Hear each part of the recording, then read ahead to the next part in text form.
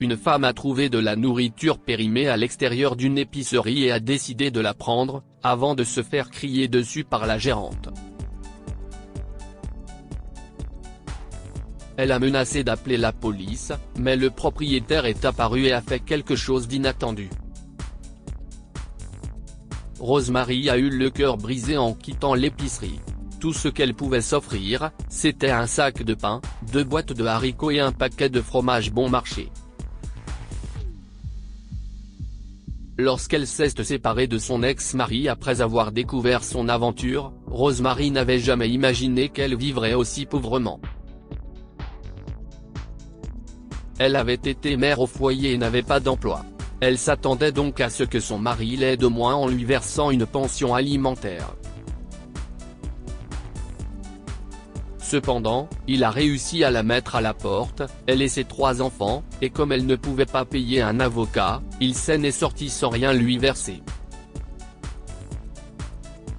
C'était tellement injuste, mais elle essayait de tenir le coup. Rosemary et ses enfants étaient hébergés chez une amie, mais elle ne pouvait pas profiter longtemps de cette hospitalité. Elle économisait de l'argent pour se payer un appartement, mais cela signifiait qu'elle ne pouvait presque pas se nourrir, ce qui était déchirant pour une mère. « Maman, regarde », dit Michel, son aîné, en montrant du doigt le côté de l'épicerie. « Quoi ? Les bennes à ordures ? » demanda-t-elle à la petite fille. « Il y a des boîtes de conserve qui contiennent de la nourriture, » dit Michel en s'approchant. « Attends, Michel », a prévenu Rosemary, mais elle a suivi les enfants pour aller voir de plus près. Sa fille avait raison. Il y avait des boîtes de conserve intactes et même des sacs de produits congelés qui avaient l'air en parfait état. Elle a trouvé cela étrange jusqu'à ce qu'elle se rende compte qu'il était périmé. « On peut en prendre, maman ? » demanda Justin, son fils, en prenant une boîte de conserve et en l'inspectant. Rosemary était déchirée. Elle n'aurait jamais pensé devoir donner à ses enfants des aliments périmés. Mais ces produits semblaient en bon état et ce serait du gâchis de les jeter. Elle avait lu que les épiceries ne pouvaient pas légalement vendre ou donner ces produits, de sorte que la nourriture était très souvent jetée dans tout le pays, alors que tant de pauvres gens souffraient de la faim. Rosemary a mis de côté sa fierté et a pris quelques objets. Soudain, une voix féminine cria « Qu'est-ce ce que vous faites ?» Rosemary sursauta et ses enfants se cachèrent derrière elle. « Je suis désolée, si est juste que… Si est juste que… Je pensais. Sors d'ici, sale petite mendiante. Tu n'as pas le droit de fouiller dans nos poubelles. Tu sais quoi ? Je vais appeler la police. » menaça la femme. Rosemary voit le mot gérante sur son badge. S'il vous plaît, ne faites pas ça. Mes enfants en ont besoin, supplia-t-elle en commençant à ranger les objets. Elle entend ses enfants pleurer, terrifiée. Peut-être que quelqu'un prendra ses enfants. Tu ne les mérites pas, poursuivit la gérante, le téléphone à l'oreille.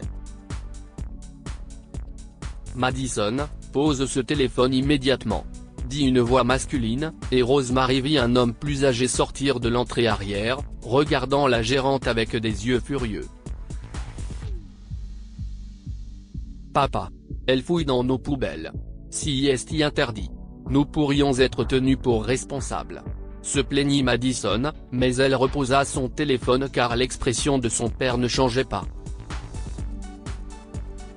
Le vieil homme se tourna vers Rosemary. « Madame, voulez-vous entrer ? » « Non, monsieur. Je vais laisser ces affaires ici et je vais partir. Je suis vraiment désolé. » Je pensais que ça irait, répondit-elle en secouant la tête. « L'un d'entre vous veut-il une glace ? » demanda l'homme aux enfants de Rosemary en souriant.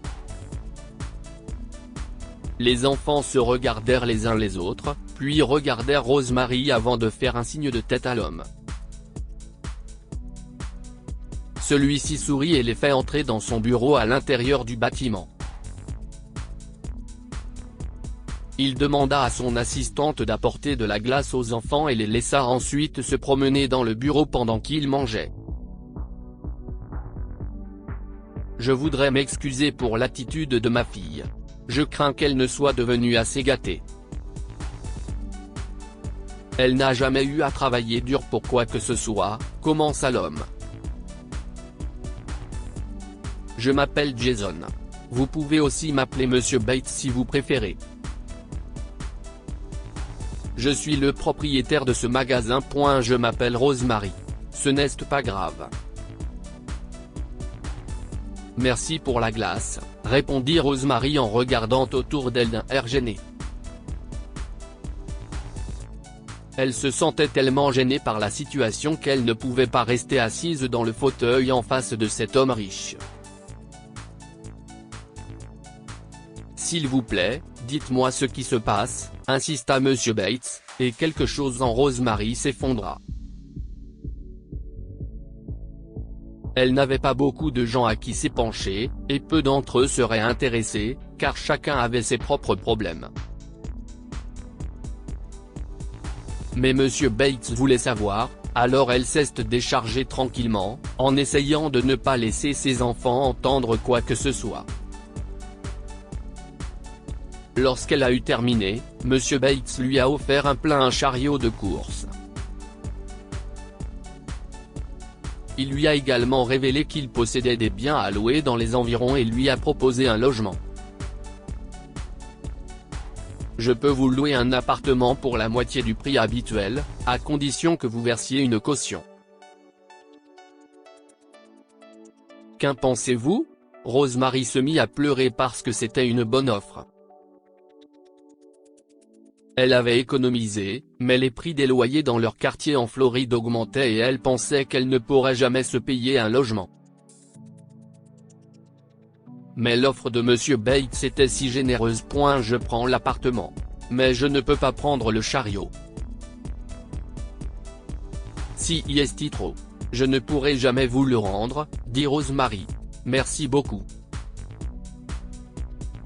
En fait, vous pouvez me remercier en travaillant dur. J'ai besoin de quelqu'un qui a du cœur et de l'âme pour travailler pour moi. Madison est ma fille, mais elle ne sait pas comment s'y prendre avec les clients ni comment devenir une bonne manager. L'offre était trop belle et a fait sourciller Rosemary. Vraiment ? Vous m'offrez un chariot de course, un appartement et un emploi ? Pourquoi ? Quel est le piège ? Demanda Rosemary en secouant la tête et en essuyant ses larmes. Si est trop beau pour être vrai. Bates soupira et s'adossa à sa chaise. J'ai déjà été à votre place. Enfin, c'était ma mère. Nous étions très pauvres, sans aucune aide, et nous faisions les poubelles. Quand j'étais petit, je regardais les lumières du magasin et je me promettais de posséder un jour un magasin d'alimentation pour que mes proches n'aient jamais faim, a-t-il raconté, ses pensées étant à des millions de kilomètres dans le passé. Rosemary a eu les larmes aux yeux et a su qu'elle devait accepter l'offre. Elle est engagée comme co-gérante du magasin pour le même salaire que Madison. Cependant, le salaire de la fille gâtée a été réduit de moitié et son père a commencé à lui faire payer un loyer car elle vivait également dans l'une de ses propriétés. Madison n'a évidemment pas apprécié la situation et a essayé de faire de la vie de Rosemary un véritable enfer. Cependant, cette dernière s'est vite rendue compte qu'elle comptait trop sur la générosité de son père. Sans l'aide de son père, elle n'aurait pas pu payer son loyer ni mener son train de vie. Même si sa situation n'était pas la moitié de celle que Rosemary avait vécue, Madison s'est excusée auprès de la mère célibataire pour l'avoir engueulée. Elle a également demandé à Rosemary de l'aider à comprendre comment travailler plus dur et être plus gentille avec les gens. Je sais que cela peut paraître étrange, mais être gentil avec les gens n'a jamais été mon point fort, a avoué Madison à Rosemary. Rosemary sourit et promit d'aider la jeune femme, qui ne fut plus jamais impolie avec un client. Finalement, son père augmenta à nouveau son salaire et cessa de lui faire payer son loyer, car il voyait qu'elle s'était transformée grâce à la présence d'une personne comme Rosemary. Pendant ce temps, la mère célibataire s'en sortait très bien. Son appartement était parfait et elle économisait autant d'argent que possible pour ses enfants. Elle travaillait dur et aidait à la soupe populaire locale quand elle le pouvait. Elle a également convaincu M. Bates de faire don de nourriture pour que les familles les plus pauvres du quartier ne souffrent pas de la faim. Que pouvons-nous apprendre de cette histoire? Nous trouvons de l'aide dans des endroits inattendus. Rosemary a trouvé de l'aide auprès de M. Bates, le propriétaire du magasin dans lequel elle volait de la nourriture périmée, tandis que M. Bates était reconnaissant à Rosemary, mère de 3 enfants sans domicile fixe, d'avoir réussi à éloigner sa fille Madison de ses habitudes gâtées. Aucun trou n'est trop profond pour en sortir. Ce qui semblait être une situation désespérée pour Rosemary et sa famille s'est transformé en une nouvelle vie prometteuse, grâce à la générosité inattendue d'une inconnue. Partagez cette histoire avec vos amis. Elle pourrait égayer leur journée et les inspirer.